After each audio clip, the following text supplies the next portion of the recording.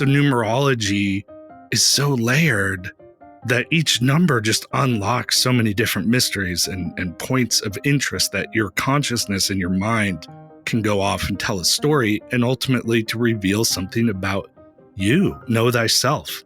The numbers help you do that. Welcome to the House of Jermar podcast, where wellness starts within. The House of Jermar is a lifestyle brand empowering women to live all in through interior design and personal wellness.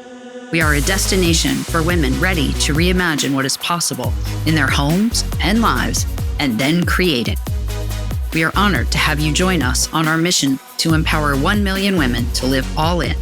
I am your host, Jean Collins, and I invite you to become inspired by this week's guest. Welcome to the House of Jermar podcast, where wellness starts within.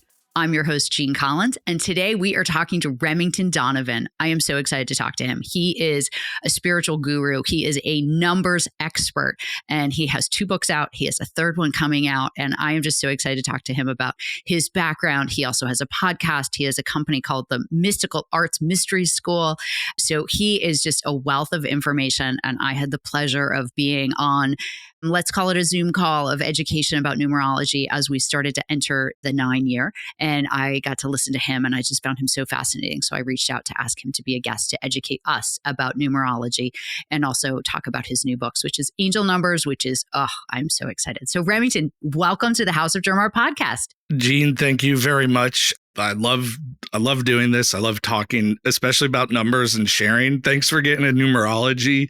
You're having a double 9 you just revealed. So we might have to share some of those secrets with your audience here. We can.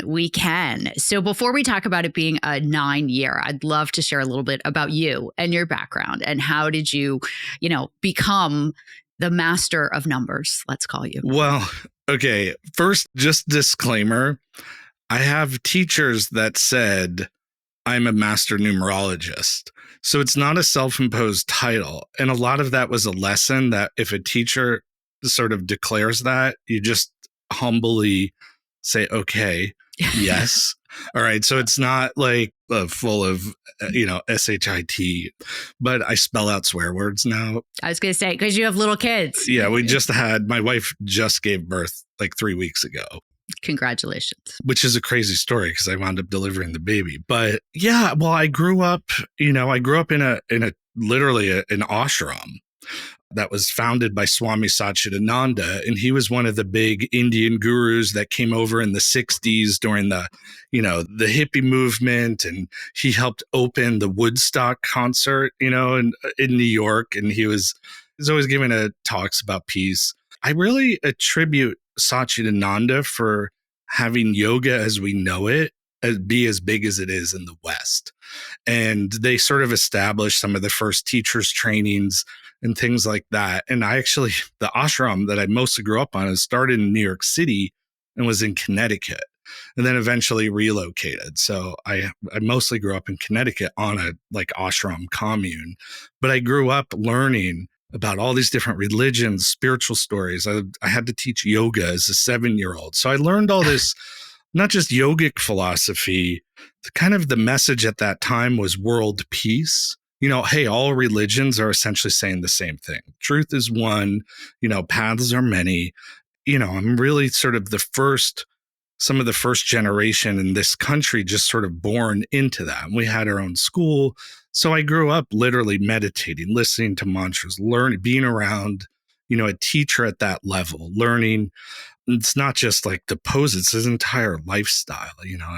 My homework assignments were like, paint pictures of Buddha becoming enlightened. I'm like 7 years old. Your average American childhood. Yes. Yeah. Totally. Really, there was a part of me that wanted to be very red-blooded American. It was like the zeitgeist of I'm a little boy and Kiss was popular and, Star Wars and things like that. I wanted to join the Boy Scouts, but, for that, I might as well become an imperialist war criminal or something compared to all these monks meditating. But, so I grew up, immediately exposed to many different spiritualities, different traditions.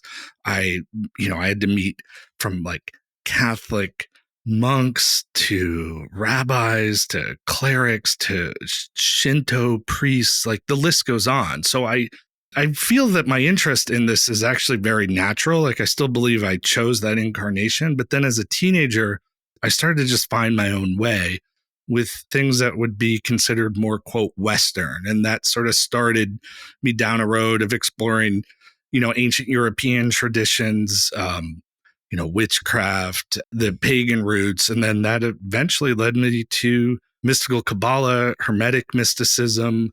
And that's a lot of the foundation of the numerology that I do. But, mystical Kabbalah seamlessly incorporates astrology, tarot, numerology, and not as, mechanisms of forecasting, but more as tools to unravel the mystery of your soul. So ultimately, that's what it's for. But it's also, you got to be able to apply this practically, right? Otherwise, it's just heady philosophy that you can really get lost in it. As a teenager, I literally found my way into being taught where a lot of this is handed down. It's taught in secret. There's books out there, but a lot of it's not even in the books. So, and then I kind of just living in Los Angeles, it turns out growing up in an ashram, dedicating your life to studying an obscure, Western hermetic mysticism is like a tangible skill set that is marketable. So LA really helped me open that up. And then I have clients and I do a lot of one-on-one sessions and things like that. And then I started writing the books. So numerology is just like, it's all integral as like a mysticism. The mystic in the magical tradition, which is sort of my upbringing, like as more formally, that I chose more as an adult, is the uniter. So there's like no difference within all of these different traditions. So, it really just from birth, this has been my whole interest. And like sometimes I think, well, is this because I was just born and this was what I was exposed to? But I really believe I chose it because I was already pre-interested from many lifetimes. I turned it into a thing and even a career because I think I do it in a very practical way where it makes a difference. So numerology is so layered that each number just unlocks so many different mysteries and points of interest that your consciousness and your mind can go off and tell a story and ultimately to reveal something about you. Know thyself. The numbers help you do that. So interesting. So I have read your book, your numerology book. I read the whole thing on a Saturday. Just was so engrossed in it all. And I commend you because you've made it a fairly complex subject. You've made it pretty easy to at least understand how it impacts different facets of your life pretty quickly so that people can dip their toe into understanding what numerology is. Thank you. That's like the best compliment for me because I was taught like you always have to, like if you say you're doing a reading for somebody, but I was taught always assume nobody knows anything. They've never even heard the word numerology. They don't even know what a number is, let alone Mars and what that means in astrology or something. So I was very much like taught and trained how to speak in a way that is accessible and not just this far off, ultra heady, intellectual notion. What does this even mean to your life? Like, how is the number 5 relates to brushing your teeth?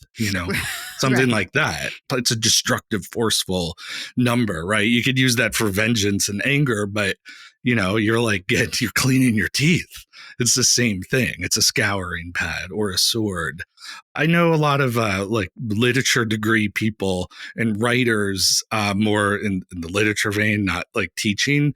And they think the same way, I've noticed.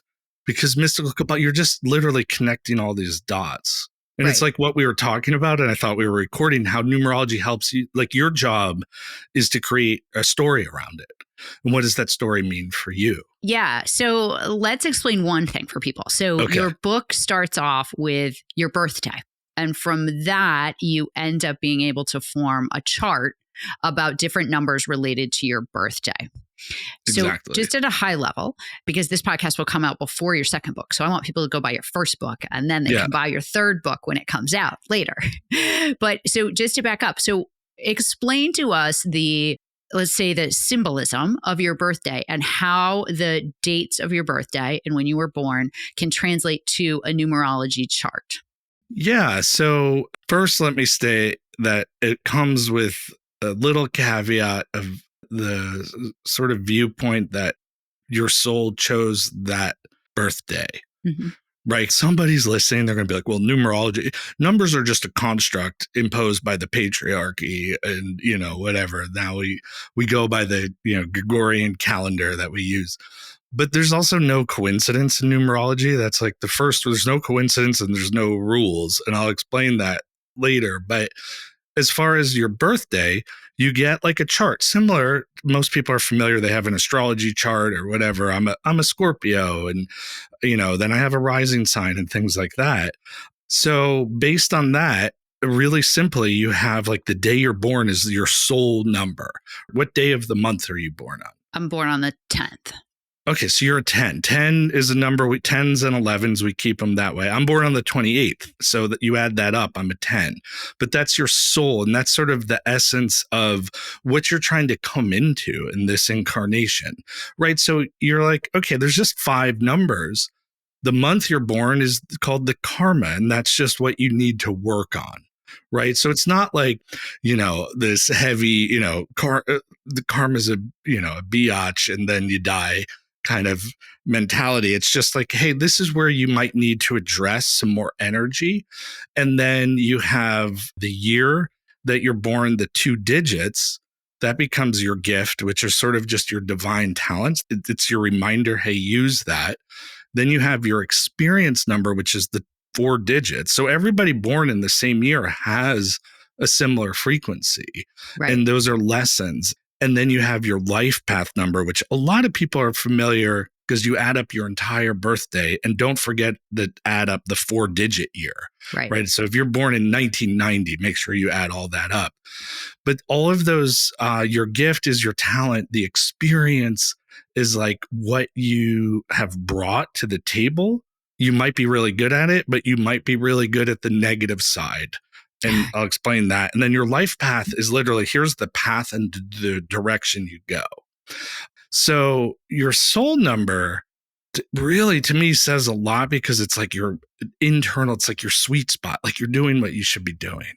Right. Like we're both 10s, and 10 is the radiant body. It's more of a star. I call it the star power number. It's really about it's a little more extroverted, putting yourself out there, allowing yourself to be seen. And you'll see it. Like I can look at people and how they move their bodies and what they're doing. I usually can pick out most of the numbers that they operate. So cool. But 10, like we both have podcasts. We kind of put ourselves out there, right? So I know from my story is that as I started to put myself out there more, doors started opening up. So you lean into this as a formula of success, and every number has tremendous value. And when you have your simple little numerology chart, which is very easy to figure out, it gives you sort of a little base, a little instruction manual. That the reason I do it is I found it profoundly accurate. I'm like, oh, these 5 numbers. And I'm like, wait, this is me, because the negative side of 10 is being like, I'm a total 0 loser. Like, I'm saying that sort of an extreme, but it's like, I should be doing something more with my life. But here I am, like, a total putz or something like that. So every number can take a negative side.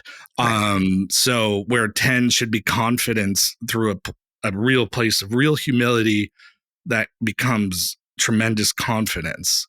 And you should shine, and you should put yourself in probably more of a public profile to some degree. Now you might, this could be, you go into a restaurant and there's always like the star bartender, the star server, hostess or whatever, host or whatever the case is. You'll see those people in action. I'm just talking about 10s because we have that. Right, because we are 10s, but it's helpful. I felt the numerology chart, the way it was described in your book. I did it for myself and for my daughter. And I felt like it so described our strengths and what I felt like our energy was, and sort of like, yes, I do think like my life path, I'm an 8. And I was like, I really do think the description of a life path of an 8 really defines me very well. So that's improving. it's healing, it's adding energy and life, right? And you, like, I had a client once and she was so fixated on this guy, right? Which is always challenging because you're like, I don't know. It also takes two to tango, right? So, the charts might line up, but, the stars haven't lined. Like, it's just, there's egos, but this person was an 8. And I was talking about this life force energy.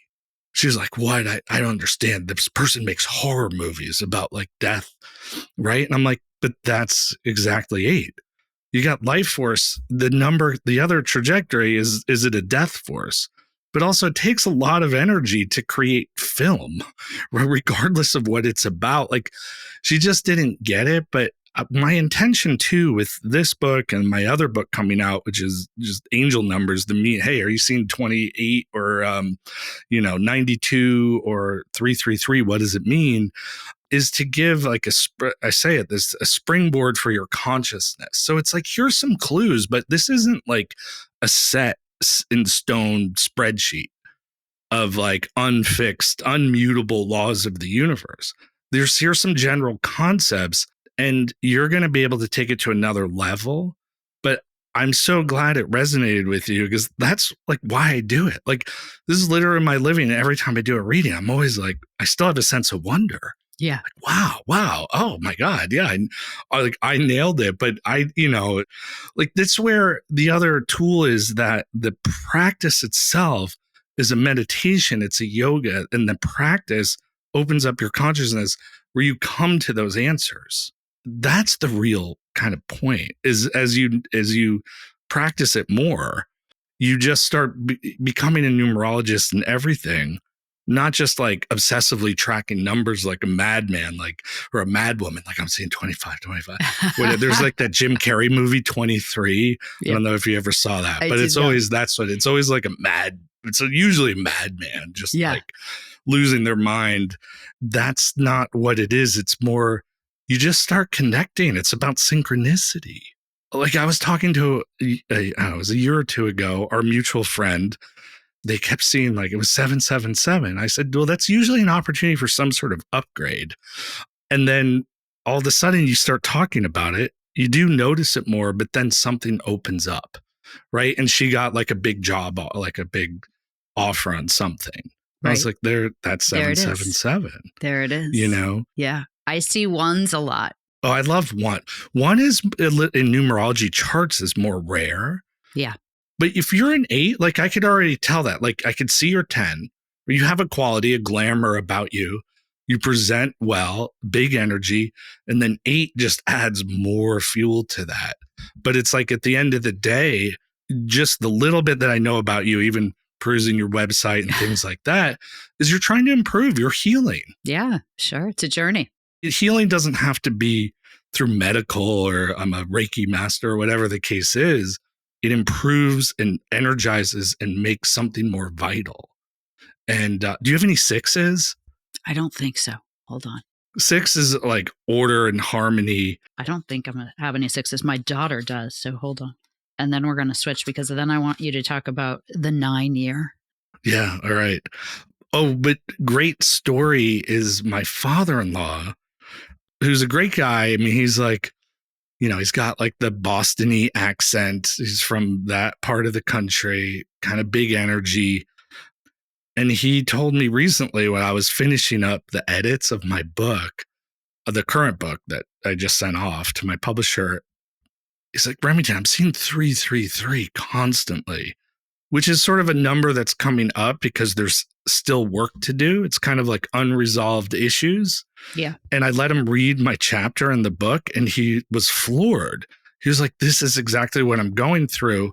And it was just administrative details with the business that he owns with his brothers. And it's like unfinished, it's paperwork, in this case, logistics. And that's been pressing on him. And there's been a gravitational pull that's sort of taken him out of his head too much until this gets done. And I'm like, that's exactly 333, is just asking you to sort of roll up your sleeves, address details, right? And so he read it. He's like, oh my God, this is exactly it. So this is my dream for this book, to get feedback when people are like, I'm seeing this number, this makes so much sense. So much sense. Yeah. So, okay. So I found the pages, right? So I'm going to interrupt you for 1 second because I'm just going to give you this intel so you have it as we talk. So my soul is 10, my karma is 8, my gift is 7, my experience is 8. I'm a lot of 8s. Oh, yeah. And my life path is 8. I have a friend with a similar amount of 8s, and he has to do things like hike the Appalachian Trail. That's a lot of energy, or it's a lot of burnout, right? But your gift of 7, because I mean, I know on the outside, like you deal with a lot of design, right? Mm-hmm. Well, 7, your natural talent is to beautify. Right. That's what 7 does. 7 makes the situation nicer and better. It's the number of upgrades. It relates to Venus in astrology or mystical Kabbalah, which is beauty. And it's funny because I have a lot of clients that are 7s that do things, whether it's art, design, a lot of like hairstylists, makeup artists, living in LA for a long time, like makeup artists, that are working on film sets and everything. But it's all about beautifying to some degree, to uplifting others, or it's kind of like an emotional healer, a counselor, if you will. It creates, hey, here's a safe space. You can open up. How can I help you have a better, nicer life in ways that relate to nicety, and design is a big one. Art is a beautiful space to dwell in. Yeah. And that totally makes sense. But 8 is like, wow, that just gives you a lot of energy to like do many different things, whether you're podcasting, writing books, to having clients, whatever the case is. It describes me well. Yeah. It's just like fuel. It's kind of a simple, like, here's the fuel.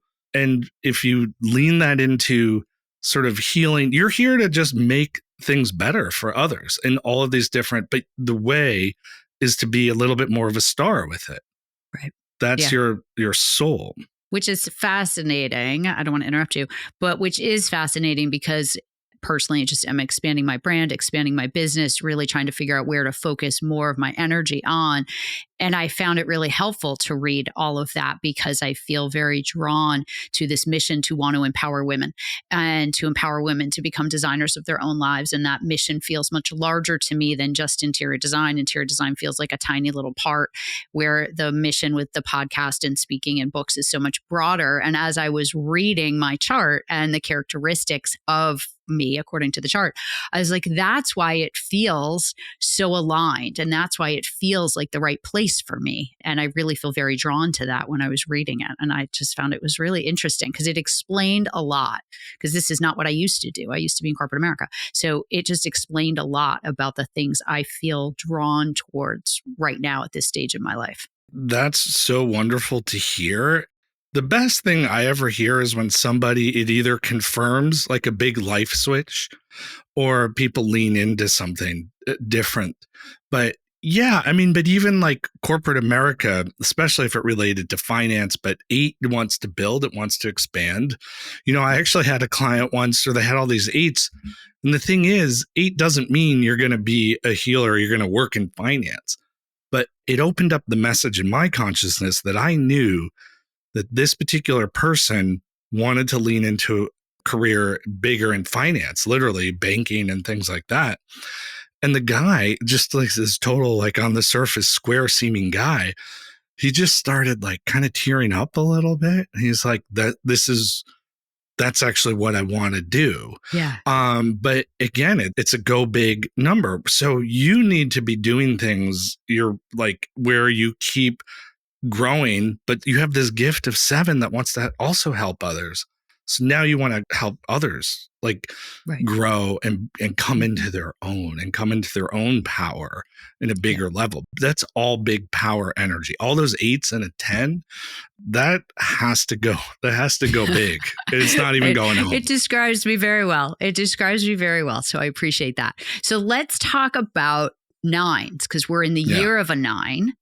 We are. And somehow I'm a 9 in the 9 year, which I don't understand because 9 doesn't appear anywhere in the rest of it. So I don't even understand that, but I'll let you explain it. Yeah, it's sort of like if you were born in that year. Got it. Okay. What's interesting, though, for most people, there's even some deeper numbers that I didn't get into in the book called your challenge, which is since this is in my book, you take your gift number the 2 digits that you're born plus your soul number, you take your karma number plus your soul number. So your karma is 8, and then plus 10, which really is 1. Well, that comes out to 9. So that's an area that you need more work on. And it just so happens to be that it's a 9-year. Right. So not in my book. I'm giving you a little more. This will probably be book 4. Okay. Is your challenge number. Now, that's not like, oh, this is where you're going to have hardship. It's like your prompt, like okay, I challenge you. Here's your 40-day challenge to, like whatever, meditate every day or whatever it is, or go jogging or something. But it's basically your number for the year is like if your birthday was that year. And then there's a mathematical formula. Now, 2025, it's real simple. You add it up. Right. 2 plus 2 plus 5, technically 0, but so that equals 9. It's a 9-year, and that hits the collective energy. So everybody's operating in this arena. And then you have a personal number. Yours happens to line up. So 9 it's the penultimate stop before your bigger goals come to fruition. And this also relates to a lot of the numbers are rooted in something known as the tree of life in a tradition, mystical Kabbalah. Now, if you start Googling or looking up trees of life, you'll see all different traditions. I've been taught in a tradition that spells Kabbalah with a Q, Qabalah. I'm just saying that if you start Googling, you'll see slight variations. It's not that anybody's right or wrong. They're just different schools. And 9 is the area where all of creation, it's the last stop. It's the finishing, refining area before it becomes completely actualized, like manifest some tangible asset, like big corporation, they have a new product launch, whatever the case is. The 9 is where, okay, we have it, right? The test model, this and that, but now let's just go back over. Let's absolutely fine tune it. In the yogic teachings, 9 is the number of subtlety, refinement, mastery, acuity. It's really a number of acuity. It's the master of all systems. So there's an elegance and a sophistication.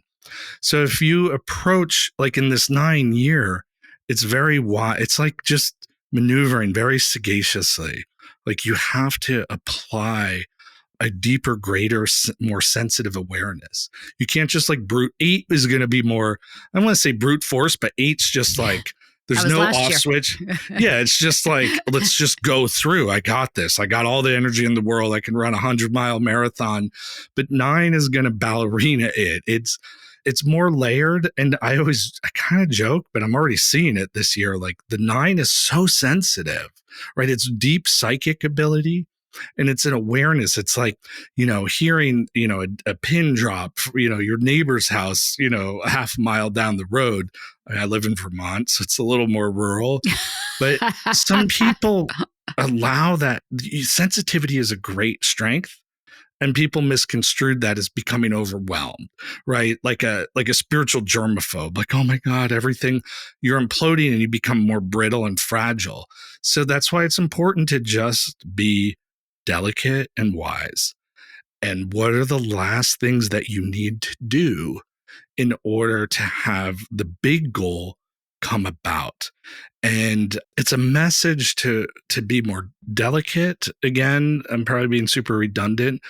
Whatever you're doing, apply more excellence. It's very sophisticated. Right. The bar is high.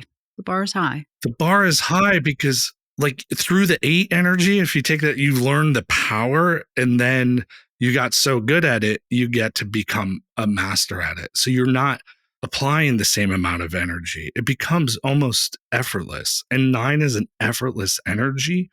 But for a lot of people, they're not at that level of mastery, whatever it is. So its negative trajectory is just imploding, self-sabotage. Like we started this year, I told people all throughout the 8-year that follow my stuff, I'm like, 9-year, people get weird. Beginning is going to be rough. The beginning was rough. I think for a lot of people, the beginning of this year was really rough. It's like day one. Yeah. You're like terrorist attack. And then that weird Cybertruck bombing thing. You're like, okay, this is like it's your subconscious. So everything in a 9-year hits your psyche in a more profound, deeper way. The magical teaching of the subconscious is like this little child part of us. It doesn't necessarily distinguish real from fantasy, and then it can blow everything out of proportion. That's what 9 does. It blows everything out of proportion. It's like the princess and the pea, right? But that's also tells you if you're that sensitive and I think the moral of that story is it turns out she was like royalty or whatever. But if like that little grain of sand somewhere is agitating you, if you convert that energy into look how this little bit has that much of a powerful trajectory. Well, what if I just turn that on its head and say, all I have to do is a little bit, and that has a more powerful trajectory for success. So this is a year to set up your visions. What's happening in your psyche? So this like vision boards, great practice of, I don't know if your listeners are open or a lot of them are. Yep. We've had people on talking about vision boards. So okay, yes. Good. I wasn't sure how. Yep. I did a soul board this year too. Soul board was cool. Wait, I love whatever that is. I have a sense of it, but I'd never heard of that. What is that? Soul board was really cool. So on a totally different subjects, folks, but this is cool. So I did a soul board with a woman called Tarot Lori. She goes by Tarot Lori. Lori Dean is her name. And so she does this on Instagram. She's Tarot Lori on Instagram. And she did a soul board class, which was very, very interesting. You pull images, like you only need like 2 magazines. You pull images from the magazines that resonate with you, not because you say, I want to go to Bali and I'm looking for the hut over the water, right? Right. It's images that resonate with you. And then you sit and you look at the images and it's like, okay, what is your gut intuition? What do you feel about that image? What is that image trying to communicate to your soul? Not about what the thing is. It's what does it represent? So for example, I have an image that I picked from one of my magazines. It's a black and white room with a pink bench in it. And like, I just was like really drawn towards it. Like, I just think it's really cool. And I like black and white. I like the simplicity of it, but the pink. But so when we started to talk about the pink, it was like, that is resonating with you because it's outside the box. The pink is bright. It's a really bright light. It's shining. This aligns with like the other things of having your voice, getting your voice out into the world, shining. It's because it's bright and it's outside of the box in a black and white world. And so you were standing out. And it was just such a fascinating exercise to go through. It just felt so much deeper to me than just, I want to go to Bali. I want to make this money. I want to. Right. It's like, no, connect with your soul and figure out what is your soul trying to tell you that you want to do in this coming year. I love that. Right. And then out of that, I came out with a mantra. Like she suggested, come up with a mantra. And I did. I came up with a mantra, which was flow and fly, which is my mantra. And I had it engraved. It's on a chain. It's on the board in my wall in my office. But it was something that I would have never come up with that feeling and that soul-driven mission for the year for myself or mantra for the year just by looking at all the pictures of like, I want to go to Greece. I want to go to London. Right. Yeah, I want a second home. I want a new Gucci purse. Yeah, I want an apartment. I have one of those vision boards. I have one of those too. But it was just a really cool experience.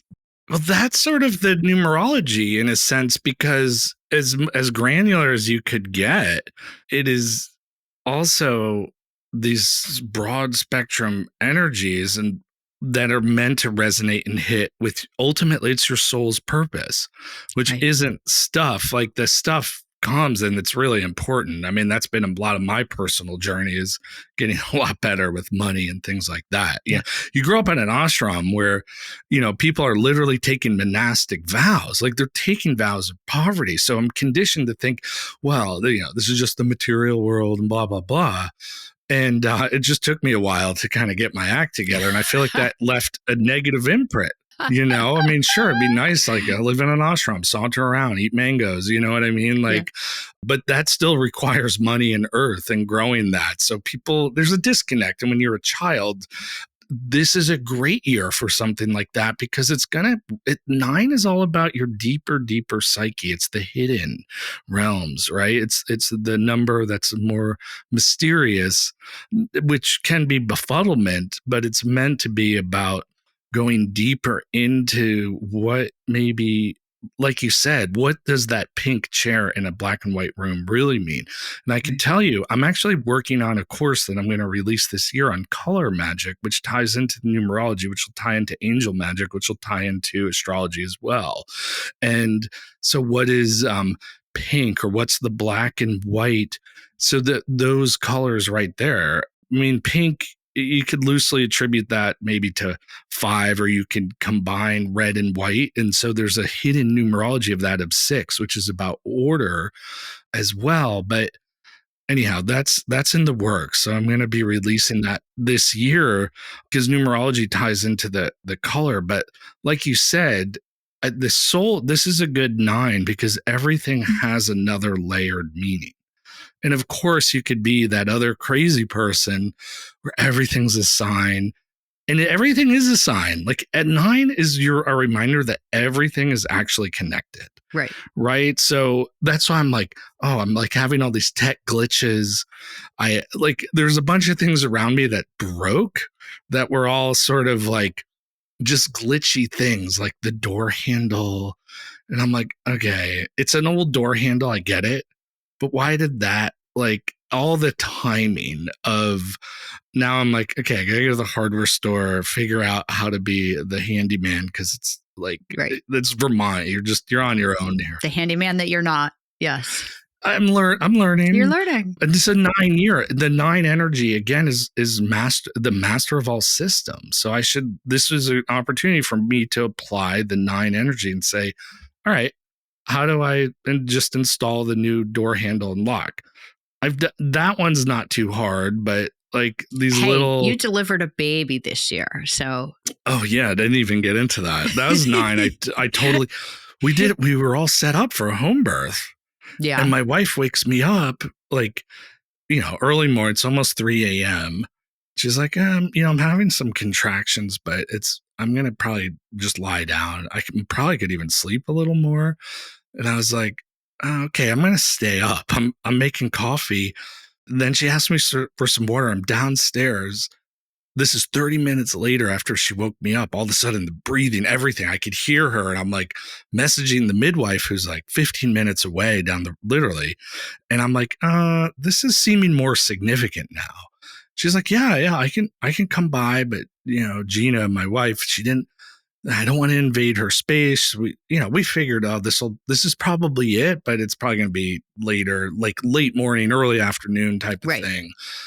And all of a sudden I go up, I bring the water, and then her water breaks. And then all of a sudden, literally 12 minutes later, she's like kind of in the type of part of the labor. And then a few minutes after that, the midwife wasn't here. Our daughter was born. Like she birthed herself, she delivered herself, but it happened. So it was all within 45 minutes. That's crazy. And it was all within 6 minutes where I messaged the midwife and I'm like, it's really escalating. And she's like, yeah, I'm almost there. 10 minutes away, but that's not fast enough. Right? 3:38. I'm like, she's here. And then I was like, I'm an astrologer, numerologist. I was telling the midwife, I'm like, look, the exact time of birth is very important to me. She has an assistant. Here I am holding the baby. And I'm like, oh, shit. I was like, I have to record the birth. I have to record it. So I realized I got it. And I even looked because I was like, is it this, 37 or 38? And I actually looked at the difference in the chart. Yeah. Sometimes a minute. And I just knew intuitively because everything was so fast that even I was like, all right, I have the time. I don't have it down to the second, but that was a level of confidence and mastery that is 9 because the midwife wasn't here. Yeah. Yeah. I had to take the baby, maneuver the umbilical cord, hand her to my wife. And I was really calm about it. Good for you. Because, well, I don't think I would be, but good for you. Well, because the paradigm is like either it's always push, push, push, push. And I knew from our last child, my biggest fear, when we did a home birth, was what if he comes before the midwife? Right. And she just said, if he's coming that fast, that means everything's going really good. Right. Yes. Your problem's going to be if it went when it's longer. So, of course, there's always issues, problems happen. But that little bit of knowledge, it's amazing how one little bit of knowledge, sits in your brain. And then I don't know if it was the amplification of the 9-year. I was like, oh, yeah, it's happening really fast. Everything's fine. Like, I got it. Yeah. And so then I'm kind of proud to be like, yeah, like I delivered her, but I was like, okay, so where are you? She's like, I'm 6 minutes away. Oh, I just want vitals checked. Right. You're like, I do need some help. Like, okay, yes. So let's switch gears, and I want to hear more about your book that's coming out, the Angel Number book that you just finished writing. Talk to me a little bit about what that is, so you're giving the listeners a sneak peek into that book. So the book that I I finished the manuscript. There's always like edits and cleanup. We're working on the design. Is Angel Numbers. Basically, we're still working with it's going to be something to the extent of what the message from your spirit guides. Okay. But Angel Numbers, loosely, are you seeing this particular number? What does every number mean? Okay. So the way I broke this book down, the popular ones and the ones that, in our sort of modern zeitgeist, people refer to are often the triple numbers, 777 or 1111, quadruple number. That's the big one, right? 111. So I have longer chapters on those. And then I break down numbers 1 through 99. So this way, no matter what, you can now, and I teach in the book how numerology really is about storytelling. 2 rules are there's no coincidence. So if a number is showing up, like why is that number? Why are you noticing that? Right. And I get that there's that meme, like you see 1111 on the microwave. Now your life's going good, but there's no coincidence. Why'd you happen to look in the microwave at that moment? This is the book I've been needing to write for so long. And if 1 through 99, so let's say you're moving into, 2589, Elm Street or whatever. Well, now you have these 4 digits. You could look at 2, 5, 8, 9. Chances are, I would suggest, well, you say it 2589. Right. So what does 25 mean? What does 89 mean? And you create a story, and that says, hey, there's a frequency there, these spiritual concepts that are rooted in what these numbers mean. I harmonized like literally what is thousands of years that have been handed down and around of different mystery schools and traditions. The meanings people have been cataloging, myself as well, the numerical value of words. And a lot of it's from ancient Hebrew. Like, so I know that not as a spoken language, but I know how to transliterate that. There's a whole code of numerology in that, but that also in mystical Kabbalah and in my tradition, that then relates to, for example, tarot. What I'm saying is there's so many layers, but I took all of this and I said, all of this, what seemingly disconnected, what would seem sort of like gibberish. It's like a little oblique. And I harmonize it into a concise message. So this is the only book. I know this is the only book but it's going to take, say, 777, really rooted in tradition. I'm not saying this is the one true tradition, but there's a lot of just stuff out there that I know people are just making up. Sure. And you got an intuitive download, and there's some truth in it, but I am like honoring thousands of years of tradition. And then I've just updated it. Hey, here's the quick message for you. Right. Because even my publisher, and I'm working with Penguin, who's like a huge publisher. Real deal. It's an author. It's a real deal. My other publishers are dealing with Chronicle, but they, part of it is my office in London got sold, not like the office I work with, but in my mind, they're a little more square. Like I'm dealing with, yeah, man, I lived in LA for too long. Like there's a matrix grid of numbers telling the story. And they're like, what? I'm sorry, what? But my editor, who I do love, she's actually the one who pitched it. And she said in her huge meeting with all these like penguin people and execs and stuff, she said, everybody got the notion. She asked, do people, are there numbers that you notice in your life? She said, every single person raised their hand.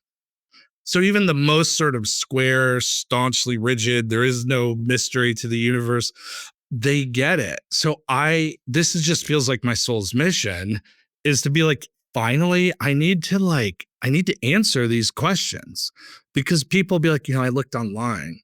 And they don't. Google is not necessarily all source of truth. Right. And it's not like I'm saying I'm not here.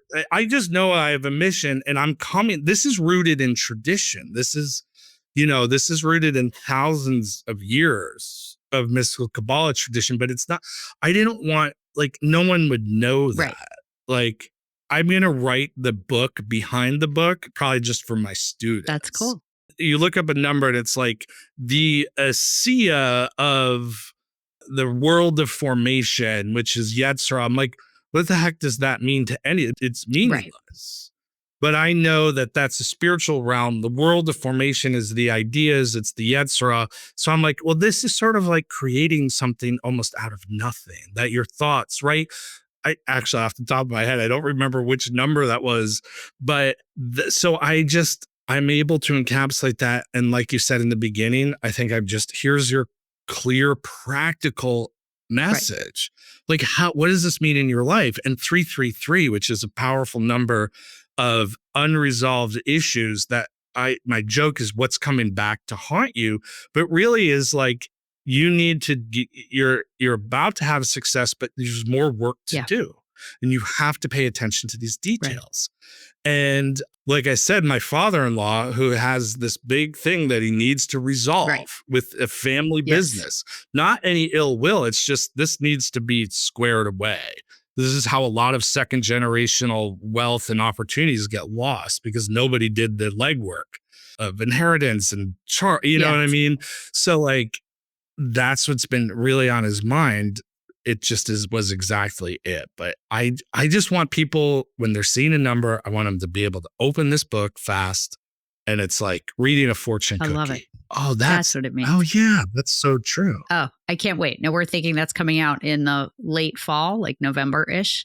Yeah, it should be November. They didn't give me the exact date. All like the books. Yeah, it's whatever the Penguin Fall release is. That's available worldwide. Fingers crossed. It's slated for some translations. I don't want to jinx it. Good. My Prosperity Practices book is in French and in English. That's amazing. That's more just the vision boards. Yes, and I've read that one It's too. a little bit my journey and story. But the numbers are like, this book needs to appear, because I've looked at some other things and I'm like, it's just nonsensical. And whoever wrote this doesn't really embody it or do it. I can't wait. All right. Before we run out of time, I have two more questions for you. One is, where can people find you? So where can they find you and how can they work with you? I mean, at this point, if you look up Remington Donovan, it's going to show up. The website, that's where some of my workshops, I'm working out longer. It's more than a workshop. This is like a series of the color magic and how practical color magic, which is numerology magic as well. My Instagram is where I post a lot of info, and that's the mystical arts Remington Donovan. I used to be plagued with fraud accounts and impersonators, but that's there. Those are the best outlets. I will put all that in the show notes for everybody too. Yeah, the Instagram is my main platform, because when I started, and that's what just sort of grew, and it's good for like lifestyle brands. It's perfect. Good. Which in a way, that's, in a sense, that's what I'm doing and sharing. But I can't say enough. Like, I am so excited for Angel Numbers. I am too. I can't wait. I love it. My inbox is on every device and email and every outlet is, I'm seeing this. What does it mean? Everyone wants to know. So I'm like, you know what? Right. Go to the book. Read my book. I love it. Good. All right. So before we go, one last question about books. I like to ask all my guests if there is a book that they can recommend that has impacted their lives personally or professionally that they think the listeners should read. So what, other than yours, obviously, which we will put all yours in the show notes, other than yours, which they should read, everybody, Numerology, amazing book. What book would you like to recommend? Actually, you know, just as you say it, there's a book, and I've recommended this book to a lot of my students. It's called Turning Pro by Stephen Pressfield. Okay. It's like 100 pages. And it shifted my consciousness, especially as I was like, how do I turn all of this into a business or a living? And he really it's an energetic transmission and how to be more professional, but it's not like how to show up for your meeting at a corporate client. It's like, it's a spiritual transmission. Each page is like this lesson. And what I love is he breaks down that being professional isn't about, oh, I did this for money. It's your work ethic and your level of dedication and like love and breaking through the barriers of, you know, my probably worst vice is procrastination. And so that book that was a game changer for me. Turning Pro, Stephen Pressfield. Love it. You can read Love it. You can read it probably in an hour or two. Love it. Really. I'm going to have to get that one because I have not heard of that one. And I love when my guests make recommendations. Do you know what bibliomancy is? Where you can open up any book, you ask a question. Well, each little page is its own unique.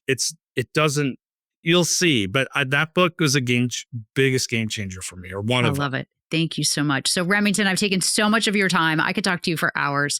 You are so fascinating. You truly have a gift. I love you combine science with mysticism, with numbers. It's everything that you talk about is so fascinating. And your mission really is to help people understand and to understand themselves, which I have such utmost respect for you professionally. And I can't wait for your new book to come out. This episode will come out before that, but I will be sure to mention this and re-promote this episode again when your book comes out so that people can see you, hear you.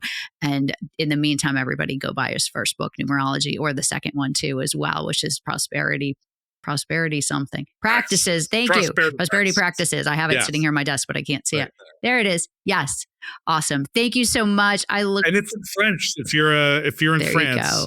I love it. And we're going to have to have you come back when your next book comes out about angel numbers at the end of the year. We'll have you come back and talk about your book and then the year we're going to be moving into of 2026. It would be really fun if you're willing to come back and talk about the energy of that year. It would be great. Yes. And this 9 year, just keep your cool, embrace your sensitivity as a great skill, a great power. I love it.